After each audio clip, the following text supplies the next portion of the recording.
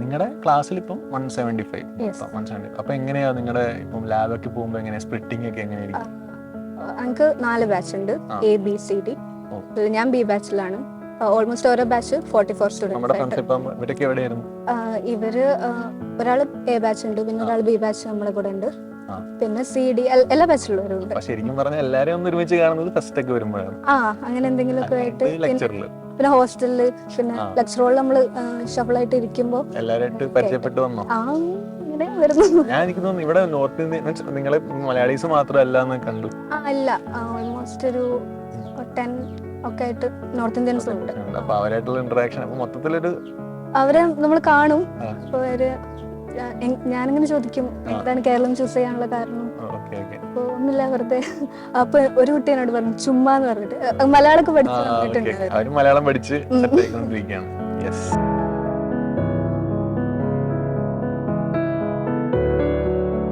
Hi, ഞാനിപ്പം ജിൽനയായിട്ട് ഇവിടുത്തെ batch orientation ഇവിടുത്തെ കാര്യങ്ങളൊക്കെ സംസാരിക്കുകയായിരുന്നു. ജിൽന തൃശ്ശൂർ മെഡിക്കൽ കോളേജിലെ ഫസ്റ്റ് ഇയർ 1ാം വർഷം MBBS വിദ്യാർത്ഥിയാണ്. അതിനുവേണ്ടി ഫസ്റ്റ് ഓഫ് ഓൾ കൺഗ്രാറ്റുലേഷൻസ്. അപ്പം നമ്മുടെ സൈലത്തിന്റെ ഫീനിക്സ് ബാച്ചിലെ കുട്ടിയായിരുന്നു. ജിൽനയുടെ ഒരു പ്രിപ്പറേഷൻ ജേണി ഒക്കെയാണ് ശരിക്കും പറയുന്നത്. അപ്പോൾ ജിൽനയുടെ കണ്ടപ്പോൾ ജിൽന അത്യാവശ്യം നല്ല ഹാപ്പി ഒക്കെ ആയിട്ട് ഫ്രണ്ട്സൊക്കെ ആയിട്ട് സംസാരിച്ച് കോളേജ് ലൈഫൊക്കെ അത്യാവശ്യം അടിച്ചു പൊളിച്ചൊക്കെ നടക്കുകയാണെന്നാണ് പറയുന്നത്. അവിടെയും പറയുന്നുണ്ടായിരുന്നു അത്യാവശ്യം സിലബസ് ഒക്കെ കുറച്ച് പാടാണ്, നീറ്റ് പോലെയൊന്നും അല്ല. അല്ല, എന്തായിരുന്നു അവസ്ഥ ഇപ്പോഴത്തെ? നമുക്ക് ഒരുപാട് പഠിക്കാനുണ്ട്. അതായത് ഫസ്റ്റ് ഇയറിൽ ഒരുപാട് സിലബസ് ഉണ്ട്. Anatomy, biochemistry, physiology. പെട്ടെന്ന് നമ്മൾ 12th ഇങ്ങോട്ട് കയറുന്നതിന്റെ ആ ഒരു ട്രാൻസിഷൻ നമുക്ക് ഭയങ്കരമായിട്ട് ഫീൽ ചെയ്യും. അതും കുറച്ചും കൂടെ എക്സ്ട്രാ ഭയങ്കര ഡീറ്റെയിൽഡ് ആയിട്ടാണല്ലോ പഠിക്കുന്നത്. അപ്പൊ നമുക്കിങ്ങനെ ആദ്യമൊന്നും ഒന്നും മനസ്സിലാവില്ല അനാട്ടമി ഒന്നും. കാരണം ശരിക്കും അനാട്ടമി പഠിക്കുന്ന വേറൊരു ലാംഗ്വേജ് പഠിക്കുന്ന പോലെ തന്നെയാണ്. നമ്മളിങ്ങനെ പതുക്കെ പതുക്കെ ടേംസ് ഒക്കെ ലാറ്റിൻ ആണെന്ന് കേട്ടിട്ടുണ്ടല്ലോ, അങ്ങനെ എന്തെങ്കിലും ബുദ്ധിമുട്ടുണ്ടോ? പല മസിൽസിന്റെ പേരൊക്കെ നമുക്ക് അങ്ങനെ അധികം പരിചയമൊന്നും ഉണ്ടാവില്ല. ചിലതൊക്കെ നമുക്ക് റിലേറ്റ് ചെയ്ത് പഠിക്കാൻ പറ്റും. ചിലത് നമുക്ക് ചില ടേംസ് ഉണ്ടാവും, മീഡിയലി ലാറ്ററലി എന്നൊക്കെ പറഞ്ഞു.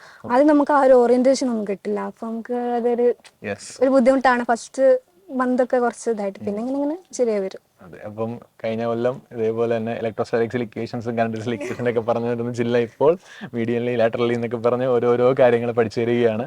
ലൈക്ക് എന്താണ് ഭയങ്കര നിങ്ങൾക്കും ഭയങ്കര ഇൻസ്പയറിംഗ് ആയിട്ടുള്ള ഒരു ജേർണി ആയിരിക്കും. കാരണം നിങ്ങൾ ഇനി അതേപോലെ അടുത്ത വർഷം ഇതേപോലെയൊക്കെ എത്തിച്ചേരാൻ പോവാണ്. നമുക്ക് കൂടുതലായിട്ട് ജില്ലിനെ എങ്ങനെയാണ് പ്രിപ്പയർ ചെയ്തതെന്നും ഇത്രയും നല്ലൊരു ഹൈ സ്കോറിലേക്ക് എത്തി ഇപ്പോൾ ഇവിടെ അഡ്മിഷൻ നേടിയ കാര്യങ്ങളൊക്കെ ഒന്ന് ചോദിച്ചു നോക്കാം. അപ്പോൾ ജില്ലിനയുടെ ഒരു സ്ട്രാറ്റജി അല്ലെങ്കിൽ സ്ട്രാറ്റജി എന്നും അല്ലാണ്ട് ഇപ്പം നീറ്റ് എഴുതിയ സമയത്ത് അതായത് സൈലത്തിലെ പ്രിപ്പറേഷൻസ് എത്രത്തോളം ഹെൽപ്ഫുൾ ആയിട്ടുണ്ട്, ഏത് മോഡ് ഓഫ് ഇതാണ് എന്താണ് എങ്ങനെയാണിത് സഹായിച്ചത്, മീൻസ് പ്രിപ്പറേഷൻസ് എങ്ങനെ ഹെൽപ്ഫുൾ ആയിട്ടുണ്ട്?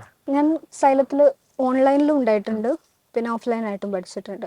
അപ്പോൾ ഓൺലൈനായിട്ട് ഞാൻ വളരെ എൻജോയ് ചെയ്താണ് പഠിച്ചത്. നല്ല നല്ല രീതിയിലാണ് പഠിച്ചത്. അപ്പോൾ ഒരു അധികം സ്ട്രെസ്സൊന്നും കയറ്റാതിരിക്കുന്നതാണ് എൻ്റെ ആരോഗ്യത്തിന് നല്ലതെന്നുള്ളത് കൊണ്ട് ഞാനങ്ങനെ ആ ഒരു രീതിയിലാണ് പോയത്. പിന്നെ അത് ഓഫ്ലൈൻ ആയപ്പോഴും അങ്ങനെ തന്നെയായിരുന്നു. പിന്നെ മെയിനായിട്ട് ഞാൻ ഫോക്കസ് ചെയ്തിട്ടുണ്ടായിരുന്ന എക്സാംസിൽ. എക്സാം എഴുതി ആദ്യം ഒന്നും എക്സാം എഴുതാൻ ഭയങ്കര മടിയായിരുന്നു. കാരണം എക്സാം എഴുതിയിട്ട് കാര്യമില്ല, തിയറി പഠിക്കാം, എന്നാലല്ലേ എക്സാം എഴുതിയിട്ട് കാര്യമുള്ളൂ എന്നായിരുന്നു. പക്ഷെ അങ്ങനെയല്ല, നമ്മൾ എക്സാം എഴുതിയിട്ട് കാര്യമുള്ളൂ എന്ന്. പക്ഷെ നമ്മളൊരു എക്സാം എഴുതാനാണല്ലോ പോകുന്നത്. അപ്പോ അത് എങ്ങനെയൊക്കെ അത് എപ്പോഴാണ് മനസ്സിലായത്? ഇപ്പൊ നമ്മളിപ്പോ റിപ്പീറ്റ് ചെയ്തോണ്ടിരിക്കുകയാണ്, ആദ്യമൊക്കെ എക്സാം എഴുതുമ്പോൾ കൺസെപ്റ്റ് പഠിക്കണമല്ലോ എന്ന് വെച്ചാൽ ആ ഒരു റിയലൈസേഷൻ എപ്പോഴുണ്ടായ? ശരി, അത് എന്ന് പറഞ്ഞാല് ഞാൻ ഫസ്റ്റ് എഴുതിയപ്പോ കുറെ സ്കോർ കുറച്ചും കൂടെ എന്താ പറയാ നെഗറ്റീവ് കുറയ്ക്കണം എന്നുള്ള ഒരു ഇത് വന്നിട്ടുണ്ട്. ഫസ്റ്റ് എക്സാം എഴുതിയപ്പോഴാണ് എന്താണ് മനസ്സിലായത്. ചിലപ്പോ എക്സാം എഴുതണം അങ്ങനെ പറഞ്ഞു തരാൻ തുടങ്ങി. എക്സാം എഴുതുമ്പോഴാണ് എന്താണ് ഈ ഒരു ഇത് കൂടുതൽ ക്വസ്റ്റ്യൻസ് കാണുമ്പോഴാണ്. കാരണം നമ്മൾ എക്സാം അങ്ങനെയാണല്ലോ, പഠിക്കുന്നത് തിയറി പഠിക്കുക, അതില് ഡീപ്പായിട്ട് പഠിക്കുക, അങ്ങനെയല്ലല്ലോ. അതിങ്ങനെയാണ്. അപ്പൊ നമ്മള് അങ്ങനെ എക്സാം ചെയ്ത് നമ്മളിപ്പോ എന്ത് ചെയ്യുമ്പോഴും അങ്ങനെയാണ്. എന്താണ് ചെയ്യാൻ പോകുന്ന ആര് ചെയ്ത് അങ്ങനെ ചെയ്യുമ്പോഴാണ് അതിൻ്റെ ഇത്. അപ്പൊ എക്സാം എഴുതി അതിൽ നെഗറ്റീവ് എങ്ങനെ വരുന്നു, എന്തുകൊണ്ട് നെഗറ്റീവ് വരുന്നു, വെറുതെ സില്ലി ആയിട്ടുള്ള നമുക്ക് ചില കാൽക്കുലേഷൻ മിസ്റ്റേക്സ് അല്ലെങ്കിൽ ക്വസ്റ്റ്യൻ നമ്പർ മാറിപ്പോയി അങ്ങനെ ബബിൾ ചെയ്യുന്നു, അതൊക്കെ വരുന്നത് അത് റെക്ടിഫൈ ചെയ്യാൻ നോക്കി. ലാസ്റ്റിലൊക്കെ അങ്ങനെ ചെയ്തിട്ടുണ്ട്. അപ്പം എന്തായാലും ഓഫ് കോഴ്സ് പ്രഷർ ഉണ്ടായിരിക്കും. കാരണം എന്താണ് ഇപ്പം റിപ്പീറ്റ് ചെയ്യുന്ന ഒരാളെ സംബന്ധിച്ചിടത്തോളം ഉണ്ടാവുന്ന ഒരു സംഭവം ഉണ്ടല്ലോ, അതിനെ എങ്ങനെയാ അത് മൈൻഡാക്കി കാണും ഉറപ്പായിട്ടും. അത് എങ്ങനെയാണത് ഫേസ് ചെയ്തത്? എങ്ങനെയായിരുന്നു? എനിക്ക് ഭയങ്കര പ്രശ്നമാണ്. സ്ട്രെസ് ഒക്കെ ഉണ്ടായി കഴിഞ്ഞാൽ പിന്നെ ഞാൻ നമ്മൾ വിചാരിച്ച പോലെ ഒന്നും സ്കോറൊന്നും നമുക്ക് കിട്ടിക്കോളുന്നില്ല ഫസ്റ്റ് ഒന്നും. അപ്പോൾ ആ ഒരു ഇതിൽ തന്നെ ഞാൻ എഫേർട്ട് എടുത്തിട്ടുണ്ടല്ലോ, പിന്നെ എന്തുകൊണ്ട് കിട്ടിയില്ല എന്നുള്ള ഇതിൽ തന്നെ ഡൗൺ ആയി. പിന്നെ ആദ്യം ഓൺലൈൻ ആയിരുന്ന ടൈമിൽ തീരെ നോക്കിയിട്ടുണ്ടായിരുന്നില്ല. പിന്നെ ക്ലാസ് ഒന്നും അറ്റൻഡ് ചെയ്യാണ്ടായി. എക്സാം എഴുതിയില്ല. എക്സാം എഴുതിയിട്ട് എന്താ കാര്യം, സ്കോറൊന്നും കിട്ടുന്നില്ല, എഫേർട്ട് എടുത്തിട്ടും കാര്യമല്ല. അതെ. അപ്പൊ ആ ഒരു ഇതിൽ അങ്ങനെ ഇങ്ങനെ പോയിട്ടുണ്ടായിരുന്നു.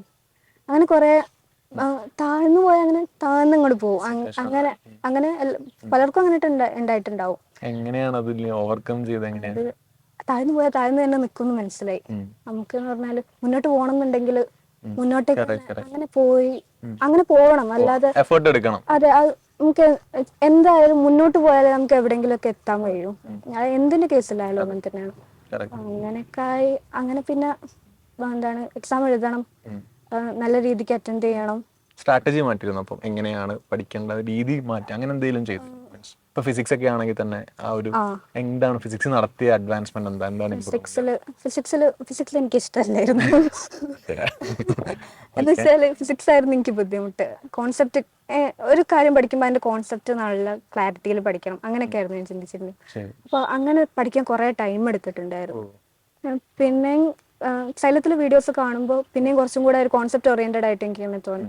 കുറച്ചും കൂടെ ക്വസ്റ്റ്യൻസ് ഒക്കെ ചെയ്യാനൊരു ഇൻട്രസ്റ്റ് ഒക്കെ ചെയ്യും. ക്വസ്റ്റ്യൻസ് ചെയ്യാനും ഭയങ്കര മടിയായിരുന്നു എനിക്ക്. അപ്പൊ ഫിസിക്സിൽ നമുക്ക് കുറച്ചുകൂടെ ക്വസ്റ്റ്യൻ ചെയ്യുമ്പോഴാണ് അതിന്റെ ഒരു ഇത് കിട്ടുക. അപ്പൊ അങ്ങനെയൊക്കെ ആയപ്പോ പിന്നെ ശരിക്കും സൈലത്തിന്റെ ക്ലാസ്സിലേക്കാണ് കണ്ടു തുടങ്ങിയപ്പോഴാണ് എനിക്ക് ആ ഒരു ഇൻട്രസ്റ്റ് ഒക്കെ ബിൽഡ് ചെയ്യാൻ തുടങ്ങിയത്. കോൺസെപ്റ്റ് കിട്ടുക, അതിനെ ഇക്വേഷൻസ് ആക്കി മാറ്റി ആ ഇക്വേഷൻസ് വെച്ച് കൂടുതൽ ചോദ്യങ്ങൾ ഫിക്സ് ചെയ്യുക അല്ലേ?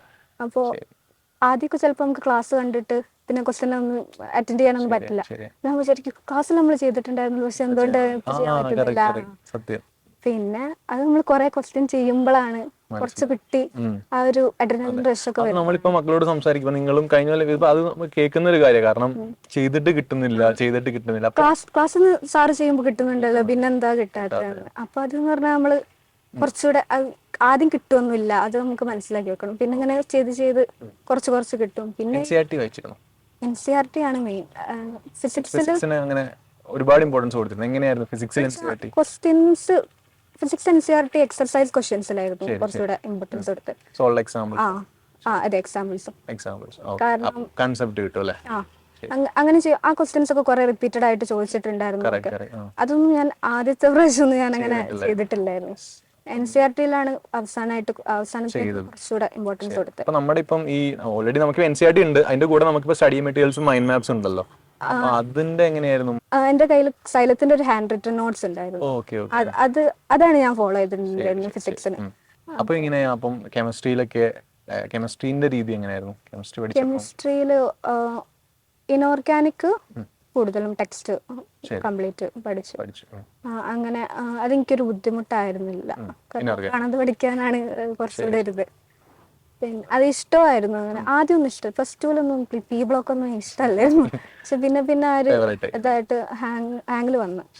പിന്നെ ഓർഗാനിക് NCERT-ലാണ് മെയിൻ ഫോക്കസ് വന്നിട്ട്. അതിന്റെ എന്താ പറയാ, എക്സർസൈസ് ക്വസ്റ്റ്യൻസും സോൾഡ് എക്സാമ്പിളും അത് ചെയ്തുകൊണ്ടിരിക്കാൻ നല്ല രസമാണ് ഒരു ഇത് കിട്ടിയാൽ. അപ്പൊ അങ്ങനെ അതാണ് ഞാൻ. പിന്നെ ഉള്ളത് മോക്ക് എക്സാംസ് ആണ്. മോക്ക് എക്സാംസിലാണല്ലോ നമ്മൾ മാർക്ക് അനലൈസ് ചെയ്യുക. നമുക്ക് ആദ്യമൊക്കെ എഴുതാൻ നല്ല മടി ഉണ്ടാവും, മാർക്ക് കിട്ടില്ല, കുറെ നെഗറ്റീവ് ആയി പോകും. അപ്പൊ ചിലപ്പോ നമുക്ക് നല്ല മാർക്ക് കിട്ടി നെക്സ്റ്റ് എക്സാം ഭയങ്കര ഇതായിട്ട് പോകും. അപ്പൊ ആ സമയത്തൊക്കെ നമ്മൾ എവിടെ എന്താ മിസ്റ്റേക്ക് പറ്റിയത്, എവിടെ, അങ്ങനെ അനലൈസ് ചെയ്ത് പോകുമ്പോഴാണ്